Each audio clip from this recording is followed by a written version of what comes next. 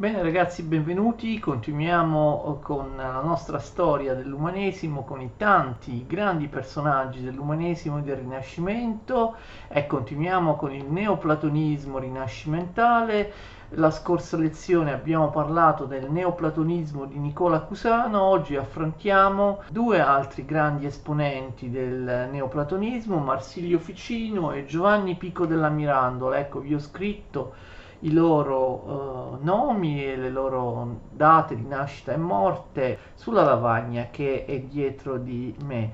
Marsilio Ficino è un personaggio di grande importanza, possiamo considerarlo il massimo esponente del platonismo rinascimentale, o meglio del neoplatonismo rinascimentale. Marsilio Ficino studia medicina in varie università, poi nel 1462 Cosimo de' Medici gli dona la villa di Careggi, la famosa villa di Careggi, in cui lui, Marsilio Ficino, situa la sede dell'Accademia Platonica. Lui addirittura rifonda l'Accademia Platonica con lo stesso nome, Accademia proprio originale di Platone. Dopo la sua morte, l'Accademia Platonica si sposterà presso gli Orti Oricellari nella zona nord di Firenze. Sono tutte cose che comunque io ho già detto nella lezione a cui vi rimando nella prima delle due lezioni introduttive di questa playlist, di questo argomento sull'umanesimo e il Rinascimento, la lezione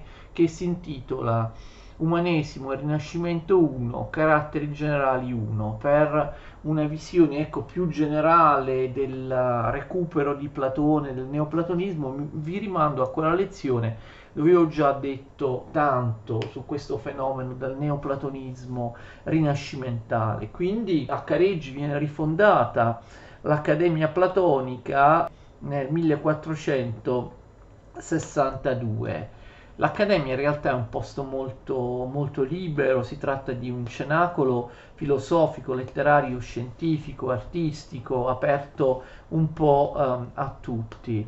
Marsilio Ficino, l'abbiamo detto anche nella prima lezione introduttiva che vi ho citato, è importantissimo come traduttore, come personaggio che veicola testi, che li rimette in circolazione, testi dell'antichità. Lui prima traduce il Corpus Hermeticum, vi ricordate, vi ho spiegato cos'è il Corpus Hermeticum proprio nelle lezioni introduttive, nel 1471, questi testi neoplatonici che erroneamente Ficino e altri, i testi dell'ermetismo, consideravano derivanti da un'antichissima tradizione egiziana, in realtà erano un falso, no? Erano stati composti nei primi secoli d.C. o addirittura nel Medioevo. Lui, pensate, prima di Platone, delle tante altre cose importanti che conosce, lui traduce il Corpus Hermeticum prima di tutto il resto, quindi già questo vi fa capire l'importanza che Ficino annetteva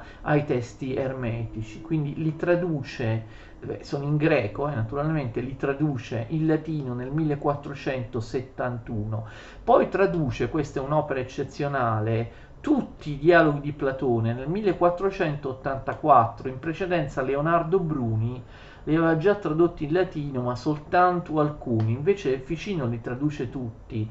Traduce addirittura anche le Enneadi di Plotino, opera importantissima, no? Del più importante neoplatonico pagano, di cui abbiamo parlato, no? In un altro ciclo di video lezioni. Le Enneadi di Plotino vengono tradotte in latino nel 1492, ma non è finita qui. Ficino tradusse in latino moltissimi altri autori, tra cui Esiodo, i due altri neoplatonici, Proclo e Porfirio, e poi anche Giamblico e Psello, autori anche di epoca bizantina.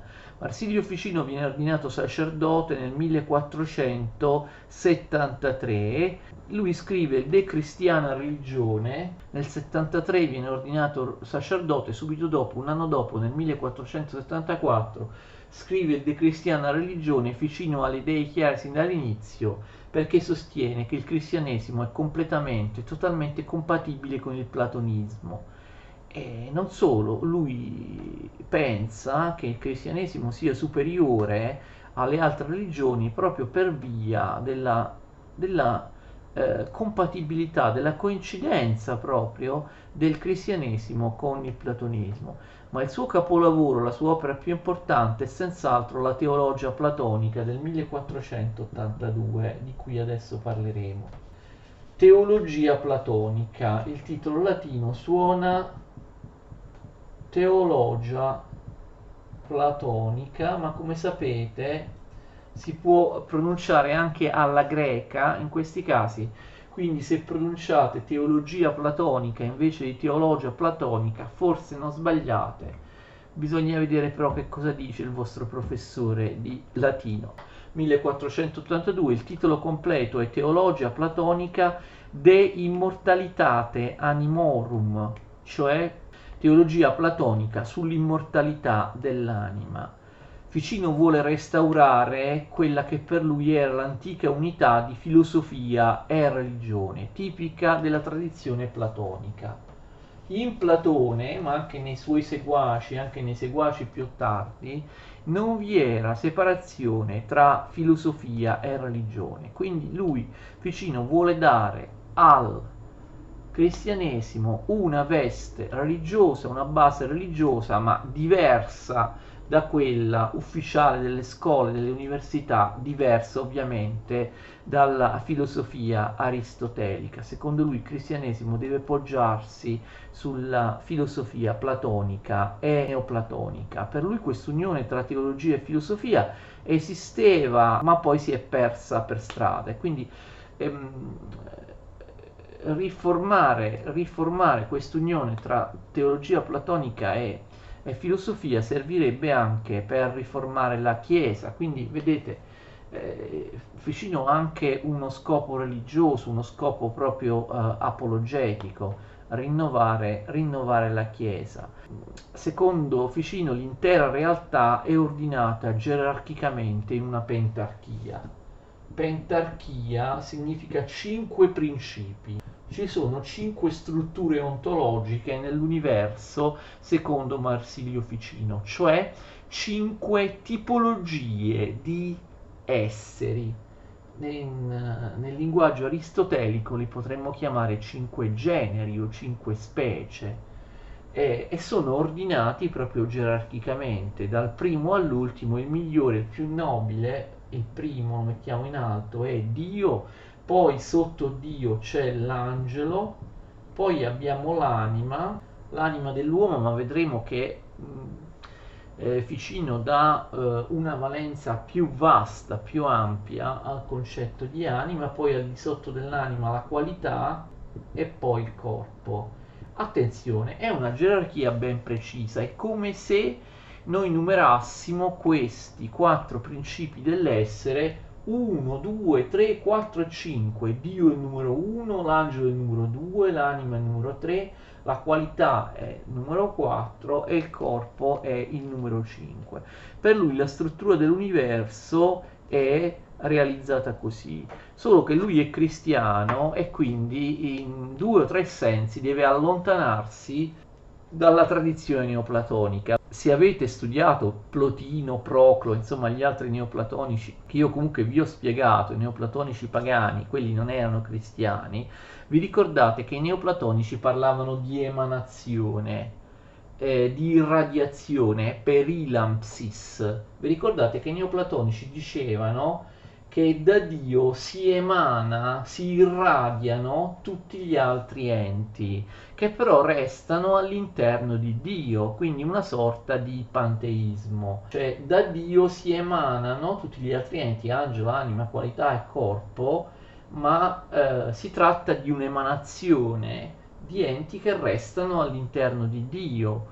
I neoplatonici facevano l'esempio, Plotino faceva l'esempio della luce. La luce si irradia, si emana, si irraggia tutto intorno e quindi noi vediamo la luce anche a distanza rispetto al corpo luminoso che è la fonte, l'origine della luce.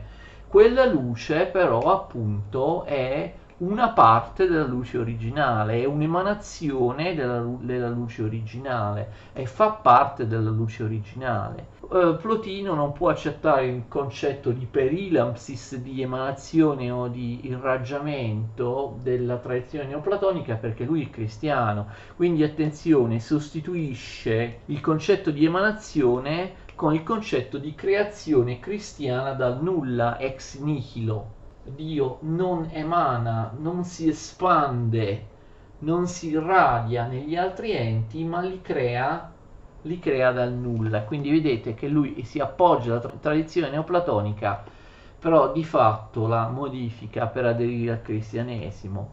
E modifica la tradizione neoplatonica anche nella visione di Dio stesso. Dio per i neoplatonici, ricordate, per Plotino era un principio impersonale, non un Dio persona autocosciente come un essere umano. Plotino Dio era un uno ineffabile, non un Dio persona come nel cristianesimo. Invece ovviamente anche qui Ficino segue il cristianesimo.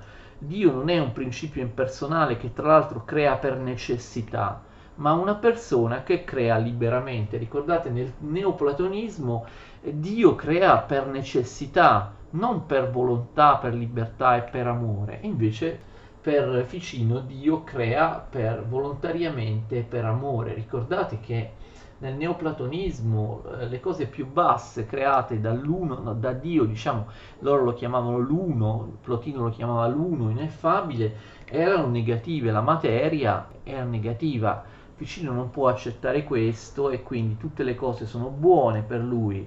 Dio crea e quando Dio crea liberamente, non per necessità, come diceva Plotino, dice Marsilio Ficino, tutto ciò che crea, cioè il finito, gli enti finiti dell'universo, sono frutto dell'amore di Dio e quindi la materia, gli enti finiti non possono essere una degenerazione che cade dall'uno, come diceva Plotino. È molto importante per Marsilio Ficino l'idea dell'eros, dell'amore platonico. Lui dà una particolare interpretazione dell'eros, dell'amore platonico. L'amore platonico è una via discendente e ascendente. Ricordate, i neoplatonici pagani dicevano la via all'insù o la via all'ingiù è la medesima via. Eros, l'amore, è una via discendente perché Dio, vedete la freccia, la via all'ingiù, Dio crea tutto per amore e quindi in qualche modo si abbassa anche ai più vili corpi, anche attraverso il suo mediatore Gesù Cristo, appunto, che si incarna in un corpo finito, in un corpo umano. Ma l'eros platonico è anche una via ascendente, questo è molto importante. Come diceva Platone, no? Dal corpo, dalle cose materiali, si può risalire verso l'intelligibile e nel caso di Marsilio Ficino verso Dio. Quindi vedete che Eros può avere due movimenti opposti e complementari. Un movimento discendente da Dio verso il finito e un movimento ascendente, un ritorno dal finito a Dio.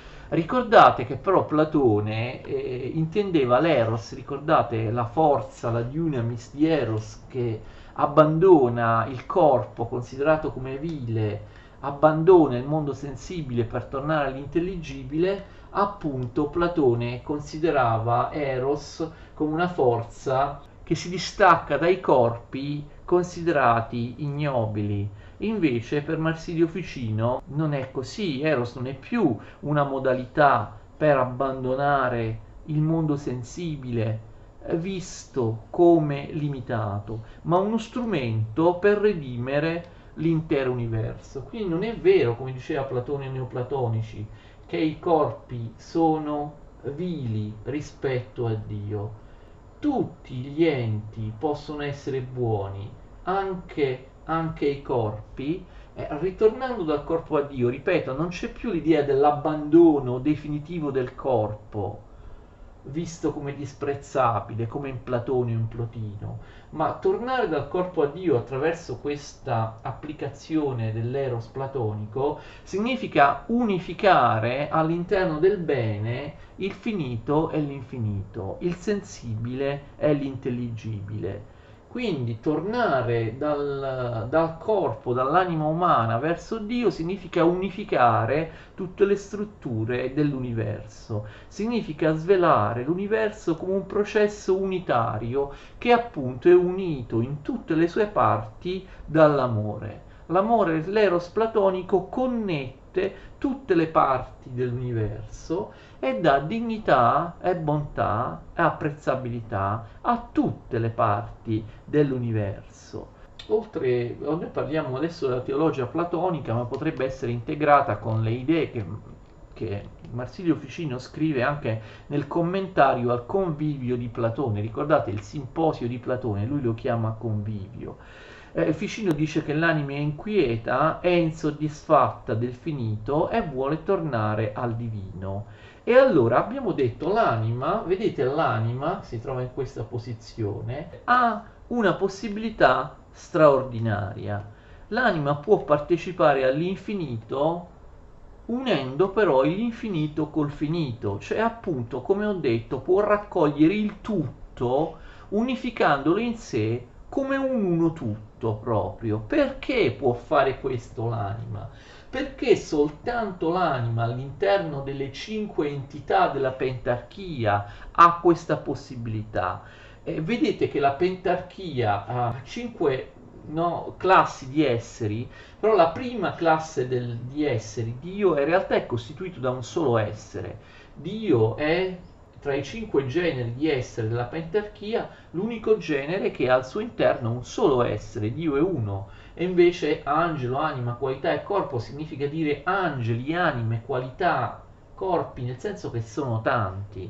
Allora l'anima in posizione mediana, vedete, sono 5 queste strutture, l'anima in posizione intermedia, vedete? L'anima è simmetrica, l'anima è al di sotto di Dio e dell'angelo, ma al di sopra della qualità e del corpo. E quindi l'anima in qualche modo, vedete, è proprio simmetricamente l'elemento che congiunge il sensibile con l'intelligibile, che congiunge il finito con l'infinito. E quindi l'anima ha una posizione mediana. Prendiamo Dio e il corpo, che sono, vedete, ai poli opposti di questa gerarchia, restano fermi. Dio, il primo, resta fermo in questa posizione, non può andare verso nessun'altra delle 4 componenti della pentarchia, ma anche il corpo è fissato in basso, come Dio è fissato immobile in alto, il corpo è fissato immobile nel posto più basso. Dio e il corpo non si possono muovere. Poi invece l'angelo, vedete, non è in posizione simmetrica, è più vicino a Dio rispetto al corpo, e quindi l'angelo, vedete qua, va sempre verso sopra, l'angelo punta sempre verso Dio, così come la qualità, che è più vicino al corpo che a Dio, punta sempre verso giù, verso sotto, va sempre verso il corpo. Quindi, perché invece solo l'anima, vedete, è in posizione simmetrica, è in posizione mediana. L'angelo va sempre verso Dio, trascurando i corpi. La qualità guarda sempre in basso al corpo ed è inevitabilmente separata da Dio. La qualità non arriverà mai a Dio. Invece l'anima è in posizione mediana, vedete, può andare su come può andare giù. L'anima connette ciò che sta su e ciò che sta giù. L'anima partecipa del finito e dell'infinito. L'anima partecipa della molteplicità e dell'unità. L'anima partecipa della mobilità di ciò che sta sotto, ovviamente, e dell'immobilità di ciò che sta sopra. L'anima connette tutto l'universo e con un'espressione famosa Marsilio Ficino dice che l'anima è copula mundi. L'anima è unione dell'universo, l'anima è copula mundi, l'anima è l'elemento mediatore tra il sensibile e l'intelligibile. E quindi vedete la centralità dell'uomo. Personaggi come Ficino, Pico oppure come abbiamo visto rinunciano, anche perché non c'è più la libertà politica per farlo, non c'è più la possibilità, rinunciano alla centralità dell'uomo nella politica, nella società civile, nella città. Cioè l'uomo non è più centrale nel fare.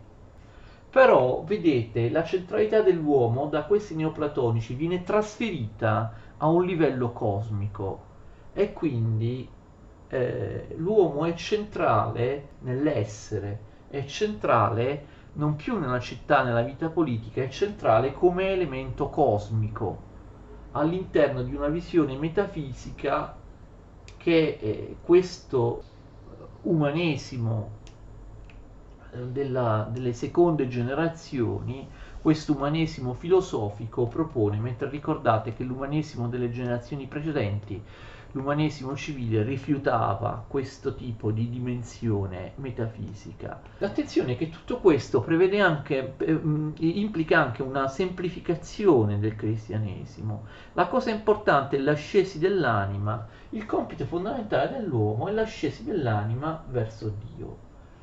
Quindi tutto il resto, tutto ciò che è esteriore in campo religioso, i riti, le processioni, tutto ciò che è esteriore in campo religioso non ha più importanza. Attraverso l'anima si restaura l'unità del tutto. Quindi avete già capito, l'anima non è solo un principio antropologico, non è solo l'anima dell'uomo. L'anima diventa platonicamente, in base all'idea, no, alla teoria dell'anima mundi, dell'anima dell'universo, non è solo un principio umano, ma è anche un principio cosmologico, appunto come nella visione dell'anima del mondo platonica. L'anima realizza la visione dell'unità del tutto, c'è omogeneità tra l'anima dell'uomo e la natura. In questo modo l'anima, permettendo attenzione all'unità del tutto, può scoprire delle segrete connessioni tra i diversi enti della natura. E quindi attenzione, l'omogeneità dell'uomo con la natura permette a Ficino di giustificare la magia e l'astrologia. Prima di tutto c'è la magia bianca, la magia positiva. Come fa il mago appunto a giustificare le sue attività magiche? Vorrei che si capisse. Il mago può operare nella natura perché l'anima dell'uomo si connette, come abbiamo visto, con la natura. L'anima dell'uomo corrisponde idealmente e simbolicamente a tutto l'universo, quindi può entrare in connessione, diciamo, magico-operativa con tutto l'universo e in qualche modo attivarne delle proprietà, modificandolo in qualche modo.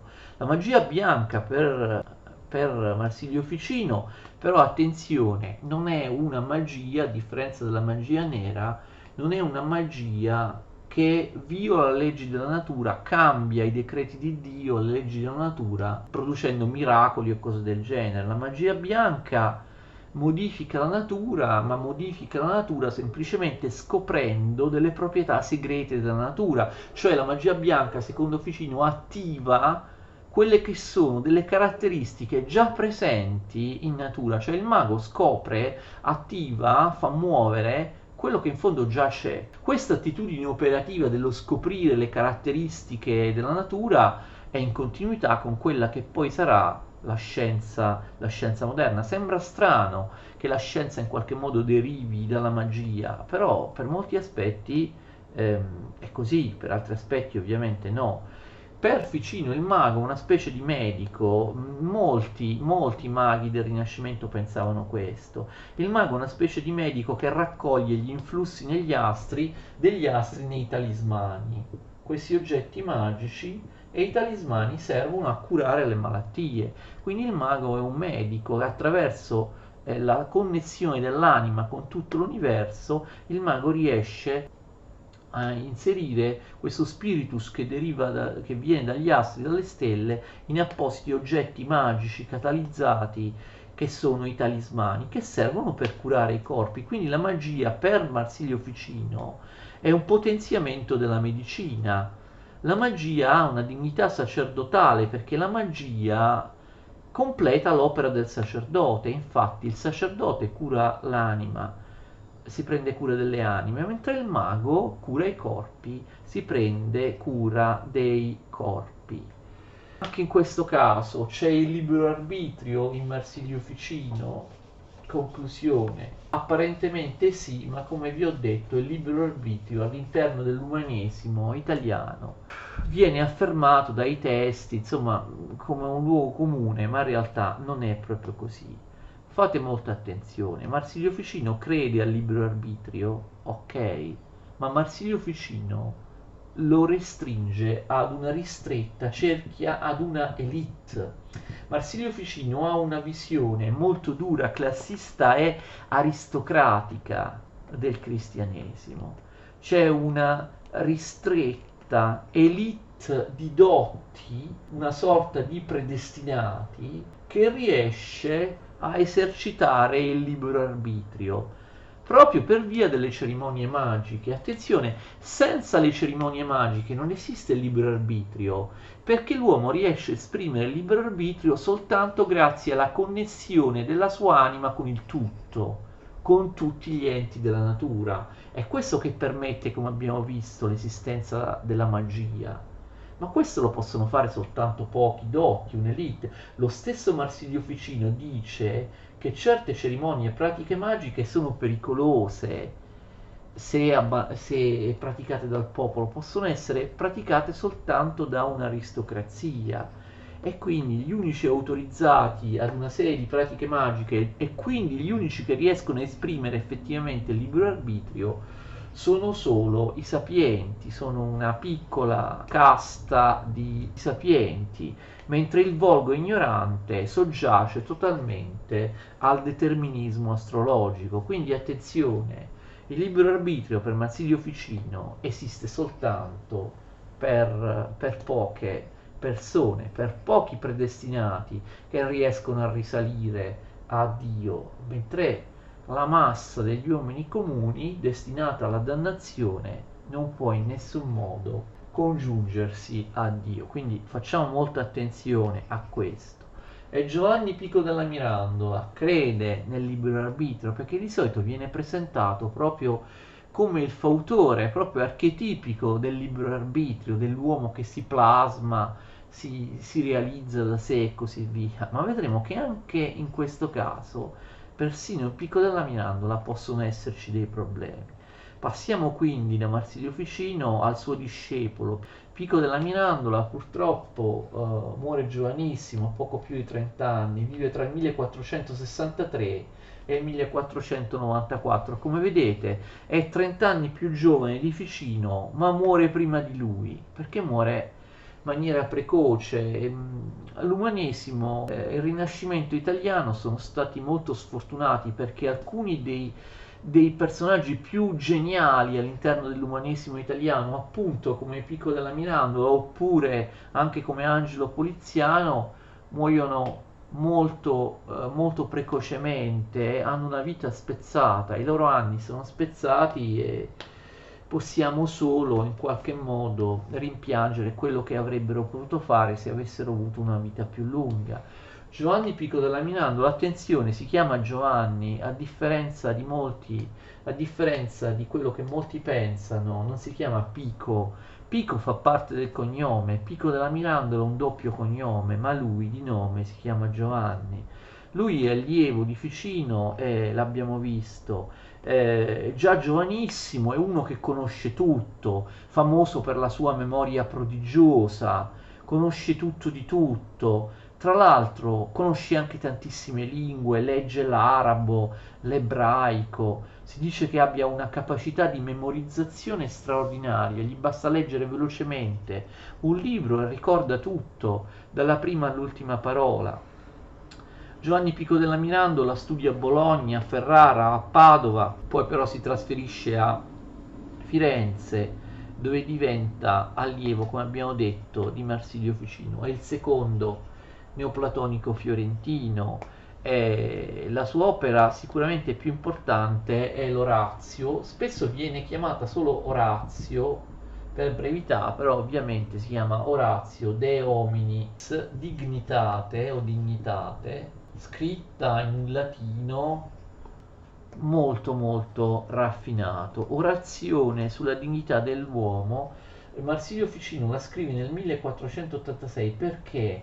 Perché questa orazione avrebbe dovuto inaugurare un convegno a Roma in cui si sarebbero discusse le 900 tesi di Pico della Mirandola stesso, le 900 tesi che lui aveva sviluppato in un'altra opera, un'opera dove parla anche delle sue credenze cabalistiche, magiche. Poi questo convegno non si tenne per via del fatto che al Papa non piaceva, vi fu un divieto da parte del Papa, comunque è rimasta questa oratio introduttiva che è l'opera più importante, abbastanza breve, ma è l'opera più importante di Giovanni Pico della Mirandola. Lui poi successivamente pubblicherà anche l'Heptaplus. L'Heptaplus, come vedremo, è più pessimista rispetto alla precedente Orazio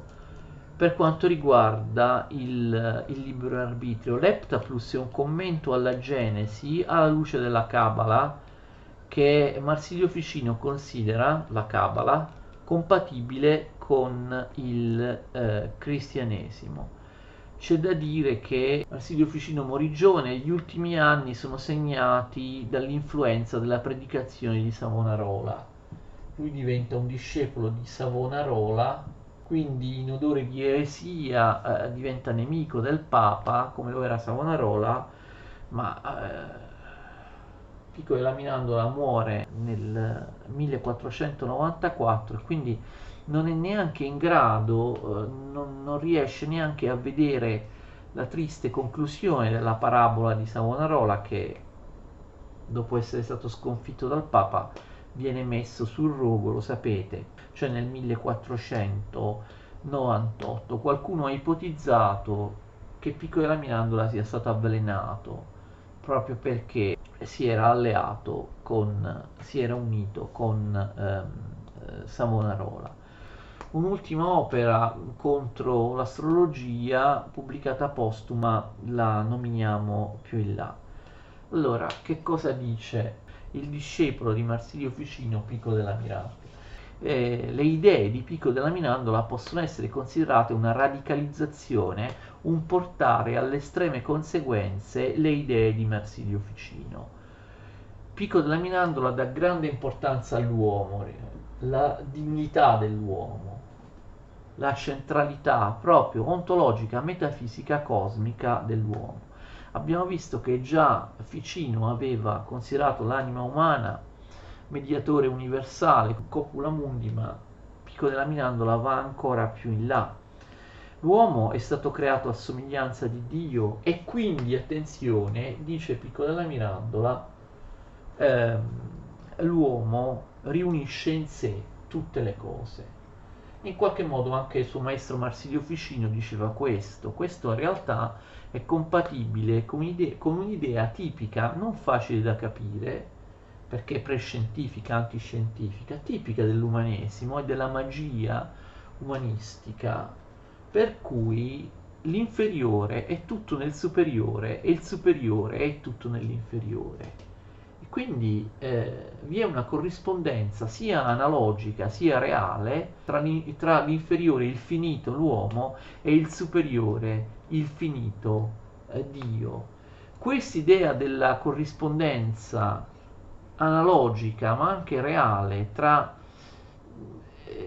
il superiore e l'inferiore è un'idea appunto un po' difficile da capire oggi quando si è ormai affermata la scienza moderna, perché prima la scienza moderna si andava avanti con un pensiero simbolico, appunto magico, e l'idea che simbolicamente ciò che è inferiore era corrispondente a ciò che è superiore, quindi l'uomo, l'inferiore, per Pico della Mirandola, contiene realmente, metaforicamente, tutti gli elementi dell'universo.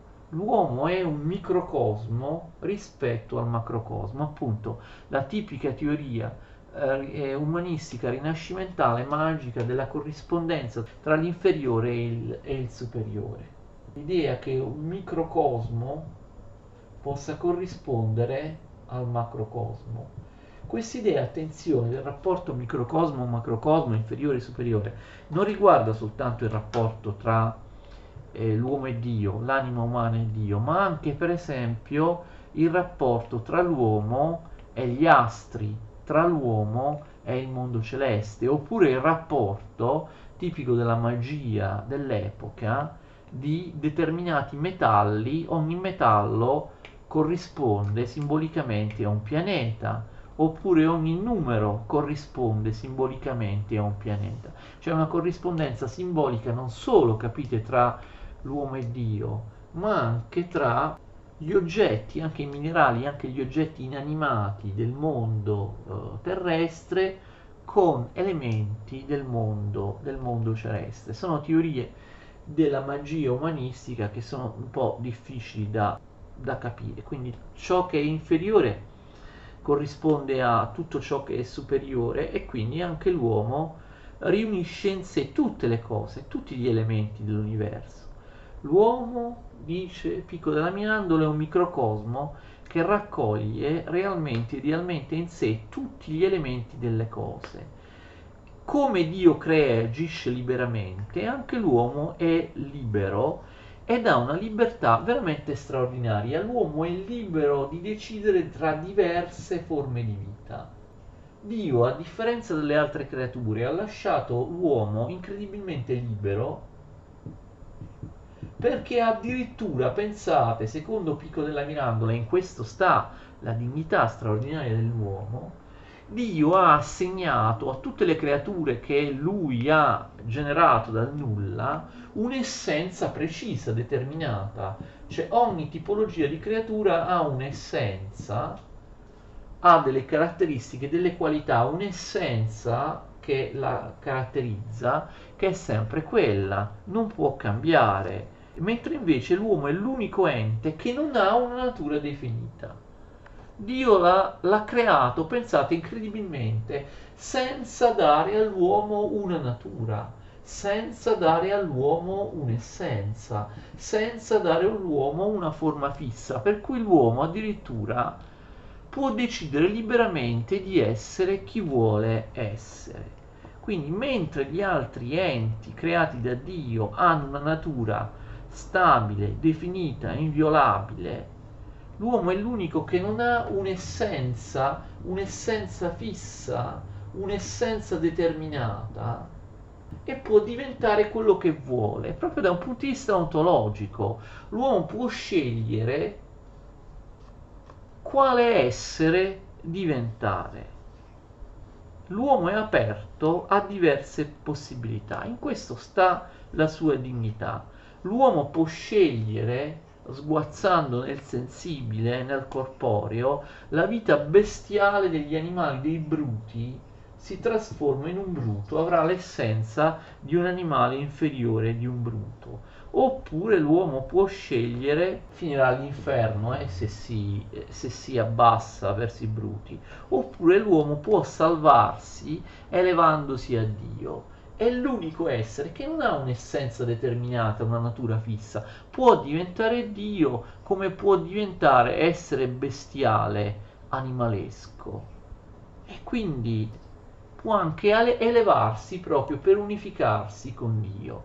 L'uomo è davvero capace di autocrearsi il proprio essere, di autocrearsi la propria essenza, perché è l'unico caso in cui Dio non ha dato un'essenza fissa, predeterminata, stabile, inviolabile a una tipologia di creature che lui, cioè Dio, ha creato dal nulla. E quindi, come si diceva da un punto di vista della metafisica medievale, in questo caso l'essere segue l'operare.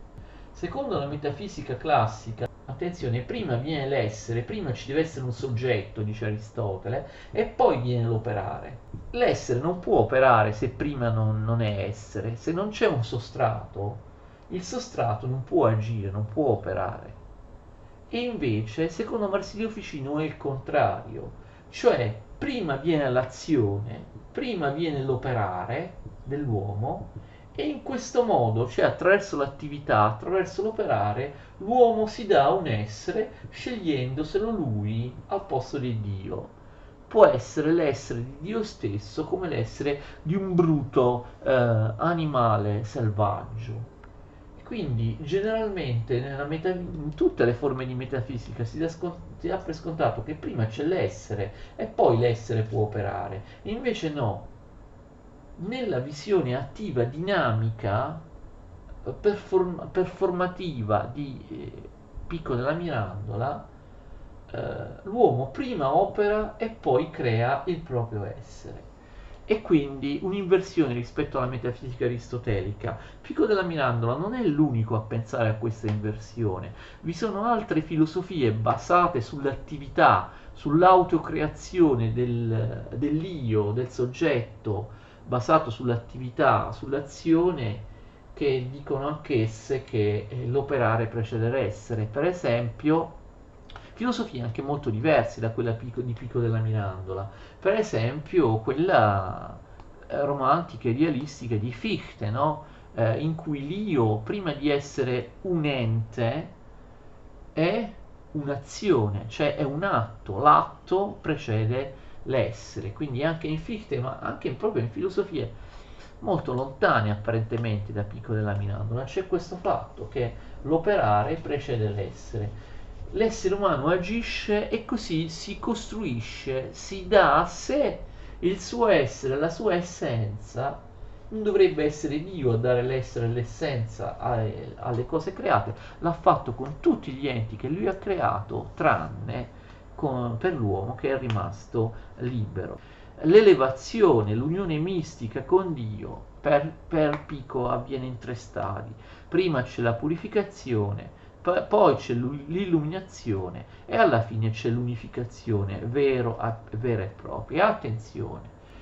Così come per Marsilio Ficino, questo processo di ascesi verso Dio prevede la magia, e infatti anche Pico della Mirandola, come il suo maestro Marsilio Ficino, crede nella magia, anche se magari crede in forme diverse di magia rispetto al suo maestro. Anche Pico della Mirandola, attenzione, come Marsilio Ficino, prevede la magia bianca, ve l'ho detto prima, cioè una magia naturale che consiste nel dominare la natura, come vi ho detto prima, senza però violarla, senza violare le leggi naturali, perché la magia bianca operativa consiste nell'attivare, come vi ho detto prima, nell'attivare proprietà già insite nelle cose. Ma non è la magia bianca, la magia operativa, il tipo di magia più caratteristico della filosofia di Pico della Mirandola. Per lui la magia è soprattutto Kabbalah. Kabbalah, potete scrivere Kabbalah oppure Kabbala con due B, è la stessa cosa, preferibile Kabbalah. La magia kabbalistica, la Kabbala, il kabbalismo, che è una magia radicata nella tradizione ebraica, è una magia strettamente legata alla religione. E a quale religione? Alla religione ebraica, ed è strettamente legata anche al testo, proprio alla parola, al risuonare della parola in ebraico, in aramaico, nella sacra lingua ebraica. La Kabbalah permette all'uomo di raggiungere Dio attraverso il potere della sacra lingua ebraica. Si tratta di trovare una dottrina nascosta, segreta all'interno della scrittura, e anche dei termini, proprio delle parole segrete che hanno un potere magico, una tradizione, una dottrina segreta nella scrittura ebraica che appunto si è sviluppata nei secoli all'interno della tradizione ebraica. Secondo Pico della Mirandola, il sapere mosaico, il sapere del Vecchio Testamento è pienamente in accordo con le conclusioni della filosofia. Ad ogni modo, attenzione, per quanto riguarda la magia, la Kabbalah, altre forme di magia, vi ho detto qualcosa qui, ma questa faccenda sia della Kabbalah sia della magia bianca, ma le riprenderemo in una lezione che trovate successivamente esclusivamente dedicata alla magia, perché io vorrei inserire in un'unica video lezione tutti gli aspetti, confrontandoli tra di loro, della magia, dell'umanesimo e del Rinascimento, e, e confrontando tra di loro le varie forme di magia. Quindi ritorneremo sull'astrologia di Marsilio Ficino, sulla magia bianca operativa sia di Ficino sia di Pico, sulla Cabala che invece è proprio specifica di Pico della Mirandola, ma anche su altre forme di magia, per esempio sull'alchimia, oppure sull'astrologia deterministica di Pomponazzi. Ecco, realizziamo prima la lezione sul grande aristotelico, neo-aristotelico padovano Pietro Pomponazzi, e poi io farò un'unica lezione proprio sulla magia dell'umanesimo e del Rinascimento, in cui parleremo anche dei maghi neri, della magia nera, dell'occultismo, di personaggi come Agrippa, oppure altri occultisti. L'unica cosa che vi dico ancora di Marsilio Ficino, un paio di cose. Vi ho già detto che quest'idea del libero arbitrio, con cui l'uomo addirittura forma se stesso, si dà la propria essenza, è sicuramente valida così come la leggiamo nell'orazione, nell'orazio De Hominis Dignitate, nell'orazione sulla dignità dell'uomo.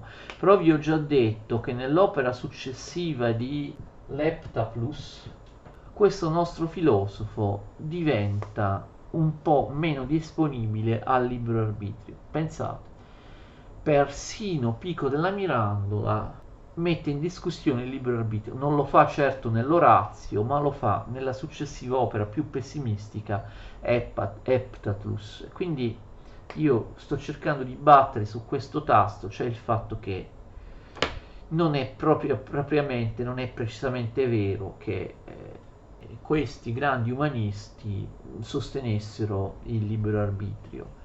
Che cosa succede? Che dice Pico della Mirandola nell'Heptaplus? Pico della Mirandola spiega che nessuna creatura è in grado di superare i limiti della sua natura senza un intervento di origine divina.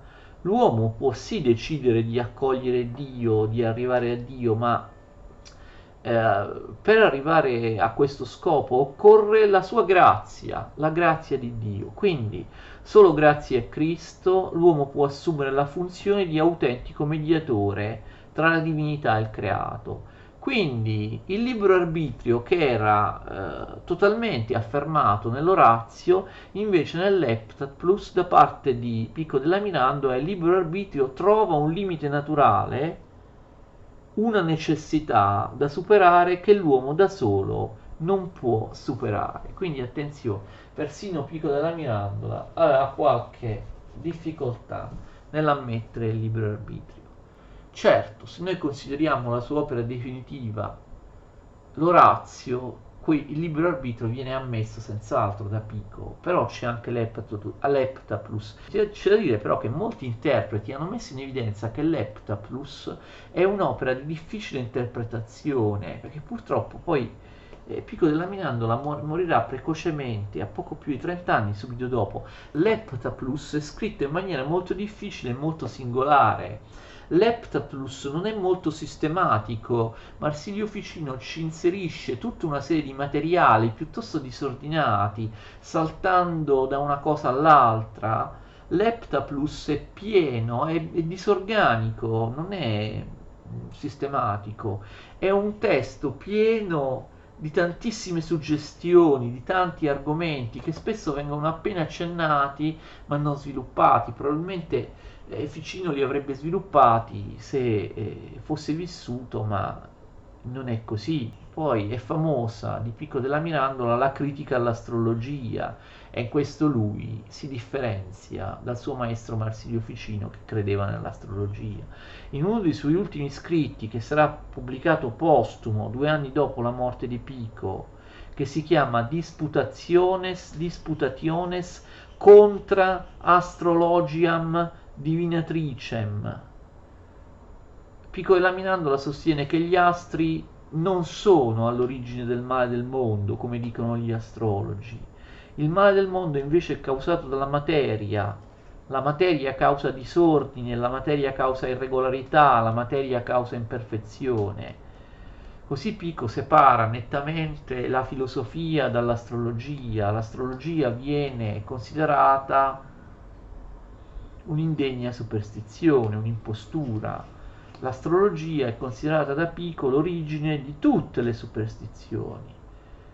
E quindi Pico della Mirandola non crede nell'astrologia. Anche quest'opera è stata presa come dimostrazione della credenza di Pico nel libero arbitrio, perché si dice che Pico abbia rifiutato l'astrologia proprio perché l'astrologia, necessitando gli uomini, predeterminando le cose del mondo, vada ad inficiare il libero arbitrio. Se io sono condizionato dagli astri, se io sono necessitato dall'influsso dello spiritus che viene dai cieli, non sono libero.